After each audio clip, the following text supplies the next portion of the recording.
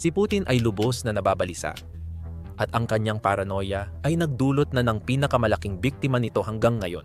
Nagsimula ang krisis sa isang nabigong tawag sa telepono. At ngayon, ang Foreign Minister ng Russia na si Sergey Lavrov, na 21 taon nang nasa tabi ni Putin, ang naging pinakabagong biktima ng hindi pagkakasundo sa Kremlin. Si Lavrov na ngayon ang opisyal na sinisisi sa pagbagsak ng ekonomiya ng Russia at sa pagkabigo ng planong Trump-Putin Summit. Babala ang paglilinis na ito sa buong elitistang klase. Hindi mahalaga kay Putin ang katapatan, kundi ang sariling kaligtasan. Habang nagkukunwari ang media ng Russia na hindi umiral si Lavrov, muling ginamit ni Putin ang taktika ng mabuting tsar at masamang bata. Simple lang ang kasinungalingan. Bumabagsak ang Russia, hindi dahil kay Putin kundi sa tiwaling mga politikong sumasabotahe sa kanyang utos. Ngayon, malinaw na ang tanong para sa bawat opisyal ng Russia. Sino ang susunod na matatanggal sa pwesto? Para malaman natin kung ano ang susunod na mangyayari, balikan natin kung paano tayo nakarating sa puntong ito. Nagsimula ito sa listahan ng kahilingan na ipinadala ni Foreign Minister Sergey Lavrov kay Secretary of State Marco Rubio. Ayon sa Financial Times, dumating ang mga kahilingang ito isang araw lang matapos magkasundo sina Pangulong Trump at Putin sa telepono na magkita sa Budapest. Ang layunin sana ng pagpupulong na ito ay pag-usapan kung paano tatapusin ang pananakop ng Russia sa Ukraine. Sa telepono, sinabi ni Putin na bukas siyang pag-usapan ang kapayapaan basta't hindi magbigay ang Estados Unidos ng Tomahawk sa Ukraine. Makalipas ang ilang araw, nagpadala ang Russian Foreign Minister ng memo na inuulit ang matagal ng hinihiling ni Putin sa 3.5 taon. Kasama dito ang pagbigay ng teritoryo, pagbawas ng sandatahang lakas ng Ukraine, at garantiya na hindi sasali ang Ukraine sa NATO. Para sa Estados Unidos, hindi ito usapan. Sayang lang oras dito dahil ang hinihingi ng Russia ay hindi kapayapaan, kundi ang pagsuko ng Ukraine. Dito inanunsyo ng Estados Unidos ang walang kapantay na mga parusa. Hinarangan na nila ang pagbebenta ng langis mula sa dalawang pinakamalaking kumpanya ng langis ng Russia. Ngayon, pinakamababa na ang export ng Russia ayon sa United States Intelligence. Hindi ako ang nagsabi. Pakinggan ninyo.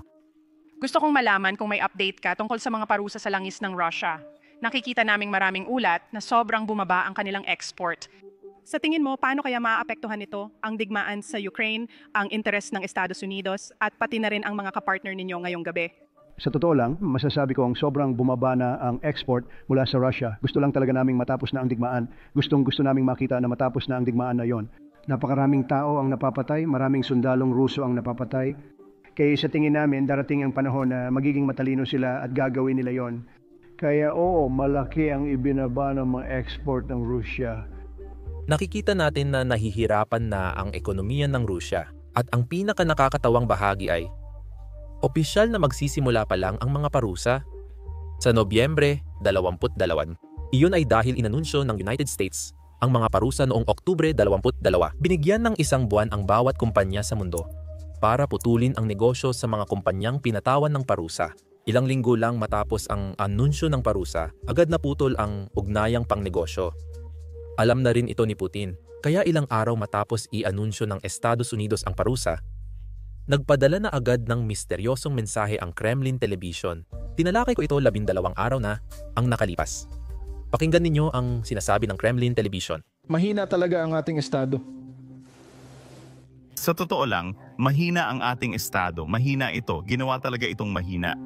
Ito ay nilikha noong dekada 90 sa paraang may ilang oligarko o ilang tao na maaring maka-impluwensya kung paano magpapatuloy ang operasyon ng estado. Dapat palakasin agad ang mahinang estadong ito, hindi na kailangang hintayin ang pagtatapos ng digmaan. Hindi mahinang estado kundi mahina ang pagkakabuo. Arkitektura mismo sa Sarili nito. malakas ang kapangyarihan ng Pangulo natin. Doon ko nga gustong dalhin ang usapan. Oo. Para maging malinaw, Kung ano ang pinag-uusapan natin. Mahina ang estado, estruktura at pundasyong tinutukoy dito. Kapag napakaraming utos ng Pangulo ang hindi sinusunod dahil mas madali para sa mga opisyal na walang gawin, alam ang magiging resulta ng kawalan ng aksyon tulad ng sa mga oil refinery at iba pa, tama. Walang magagawa ang Estado dahil wala itong paraan para pilitin ang opisyal na kumilos. Ano ang magagawa niya? Wala siyang paraan para pilitin ang opisyal na ito. Mas nakakatakot pa nga doon. Mas nakakatakot pa kaysa doon. Noong dekada 90, ginawa natin ito sa paraang nagkaroon ng mga puwang ng kawalang responsibilidad kapag wala talagang may pananagutan doon. Iniisip pa rin natin na ang mga ministeryo ang namamahala sa mga sektor na ipinangalan sa kanila, pero malayo iyon sa katotohanan. Sa mga direksyong yun na pangalan nila, pero sa totoo lang hindi sila magkalapit. Ito ang lumang taktika ng mga Ruso. Mabuting tsar, masamang tauhan, anumang mabuti sa bansa, laging dahil sa tsar. Sa ngayon, si Putin yon. Pero kung may masamang nangyayari sa Russia, siguradong hindi kasalanan ni Putin yon. Sa halip, kasalanan ito ng mga boyar o mga tagapayo at politiko na nakapaligid kay Putin. Hindi sumusunod ang mga taong ito sa pamumuno ni Putin. Sinasabotahin nila ang mga plano niya at tiwali sila. Lumang paraan ito ng mga tsar gaya ni Putin para manatili sa kapangyarihan, kahit na ilalagay sa alanganin ang kanilang mga politiko at tagapayo. Ito eksaktong hinulaan ko 12 araw na ang nakalipas. Pakinggan mo, dapat mag-ingat ang mga politiko ng Russia dahil diretso mula sa Kremlin, kinukuha ng Kremlin Television ang kanilang sinasabi. Sa ngayon, sinisisi lang ni Putin ang mga politiko. Di magtatagal, paparusahan niya ang lahat dahil sa kanyang mga pagkabigo. Kita mo, sobrang lumalala na ang sitwasyon sa Russia na kahit ang propaganda ng Estado ay hindi na ito maiwasan. Kaya kailangan nilang pag-usapan ito dahil laganap na ito kahit saan. Ibig sabihin, kailangan nilang may isakripisyo sa publiko na maparusahan. Hindi pa mapaparusahan si Putin ngayon. Ayokong magbigay ng ideya sa mga politikong Ruso. Pero kung nanonood sila ng channel ko, malalaman ni Lavra ang mangyayari. Ito ang ulat kahapon. Naghahanap ang Kremlin ng masisisi matapos mabigo ang usapan ni Putin at Trump. At ayon sa mga tagaloob ng Russia, ang responsibilidad na iyon ay ibinunton kay Foreign Minister Lavrov. Siya na ang panakip butas ngayon. Nakakatawa, si Lavrov ay talagang sinusubukang mapabilib si Putin sa pamamagitan ng pagiging matigas sa Estados Unidos habang nagaganap ang negosasyon. Nasobrahan siya sa ginawa niya. Dumating siyang hindi handa, tumangging pag-usapan ang kompromiso at matigas na inulit ang mga utos ni Putin tungkol sa Ukraine. Ngayon, tinatanong na rin ng Russian media kung bakit hindi siya dumadalo sa opisyal na pagpupulong. Kamakailan, hindi siya dumalo sa Security Council meeting kung saan nagbanta si Putin ng paggamit ng nuclear. Ang dahilan kung bakit malaking issue ito ay dahil siya lang ang tanging permanenteng miyembro sa ngayon na wala sa pagpupulong na iyon. Ngayon, na parang hindi pa sapat iyon, mukhang tinanggal na rin siya bilang pinuno ng delegasyon na pupunta sa G20 Summit. Ngayon, kita mo, mula nang magsimula ang pananakop na ito, si Putin ay bihira nang umalis ng bansa. Ibig sabihin, si Lavrov ang namumuno sa delegasyon ng Russia sa G20 nitong nakaraang 3 taon. Na may saysay naman. Siya talaga ang kalihim ng ugnayang panlabas, pero tila inalis ang pangalan niya sa huli. Ngayon, kung nagtataka kayo tungkol sa personal kong opinyon dito, sa tingin ko, tama lang na hindi na ipadala ng Russia si Lavrov dahil sa nangyari noong huli siyang nasa G20. Alam na iyo ba ang digmaan na sinusubukan naming itigil at inilunsad laban sa amin gamit ang Ukraine? Mga mamamayang Ukranyano. Ang pagkakabench ni Lavrov ay isang malaking gulat para sa lahat sa loob at labas ng Rusya. Iyon ay dahil ang kanyang posisyon tungkol sa digmaan ay hindi naman gaanong naiiba sa sinasabi ni Putin sa loob ng maraming taon. Kahit ganoon, kapag pumalpak ang mga bagay, si Lavrov pa rin ang sinisisi kahit pareho lang sila ng sinasabi ni Putin. Ngayon, kahit pa matagal nang nasa tabi ni Putin si Lavrov sa loob ng 21 taon, napakatagal na nun. Pakinggan mo na lang si NATO Secretary General Mark Rutte na nagpapaliwanag kung gaano talaga katagal iyon. Si Lavrov, ibig kong sabihin, siya ang kalihim ng ugnayang panlabas ng Rusya. Sa tingin ko, mula pa nung ipinanganak si Jesucristo at mula noon, wala nang anumang kapakipakinabang na lumabas sa bibig niya. Kaya huwag na nating bigyan ng masyadong pansin si Ginoong Lavrov. Para kay Lavrov, maaaring nakakagulat ito. Pero para sa maraming matagal nang sumusuporta sa digmaan, wala nang bago rito. Ito ay dahil may trend ngayon sa Russia nitong mga buwan. Baka buong 2,000 at 25 inaaresto ni Putin, hindi lang ang mga tumututol, kundi pati na rin ang maraming kilalang pro-digmaang personalidad sa bansa.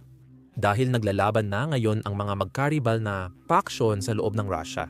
Ang dalawang paksyon ay mga veteranong propagandista na konektado sa industriya ng depensa at Kremlin. Ang mga taong ito ay kilala bilang mga loyalista. May isa pang bagong paksyon, ang mga ultranasyonalista na pro-digmaan at tinatawag ang sarili nilang Z-vlogger. Madalas naming banggitin ang mga Z-vlogger sa aming video dahil sinusubaybayan nila ang digmaan at nagbibigay ng pananaw ng mga Ruso. Bukod pa rito, may ilang Z-vlogger na lantaran ding kumukontra kay Putin sa pamamalakad niya ng digmaan. Gusto ko lang linawin, hindi nila binabatikos si Putin sa pagsimula ng digmaan. Sa katunayan, kabaliktaran pa nga, sabi nila kulang ang higpit ni Putin sa Ukraine. Gusto nilang burahin ang pagka-Ukrainian sa mundong ito. At nakikita nila ang militar ng Russia bilang bigo dahil hindi nila natupad ang layuning iyon. Para kay Putin, hindi mahalaga kung ang banta ay mula sa mga sumasalungat o ultra-nasyonalista. Dahil sa huli, para sa kanya, hindi talaga ito tungkol sa kahit ano paman, kundi tungkol lang sa pag-survive. Dito magandang ipaalala sa lahat na si Prigozhin ay hindi naman talaga tutol sa digmaang sinimulan ni Putin. Tinututulan niya ang paraan ng pagpapatakbo ng Ministry of Defense sa digmaan. At kaya siya nagmartsa papuntang Moscow. Ngayon alam na nating lahat ang nangyari kay Prigozhin. Basta na lang tumigil ang eroplano sa pag-andar. Sa kalagitnaan ng himpapawid. Hindi na matiis ni Putin ang panibagong Prigozhin. Iyan ang dahilan kung bakit dumarami ang inaarestong ultra-nationalista na Z-vlogger. Pinaka nakakatawa, marami sa mga inaaresto ang mga taong ito. Masayang-masaya siya nang inaaresto ni Putin ang mga pro-democracy na nagpoprotesta at mga lumalaban para sa patas na halalan. At ngayon, naguguluhan sila na nangyayari na rin sa kanila ang parehong bagay. Sa mga natitirang Ruso, hindi agad mawawala ang depression sa darating na panahon. Kahit ang media ng Rusya ay araw-araw na naguulat kung gaano kabilis bumabagsak ang ekonomiya ng Rusya. Ibig sabihin, kailangan ni Putin ikulong o kontrolin ang sinumang banta sa kanyang posisyon. Tingnan mo na lang ang sinabi ng media ng Rusya kahapon.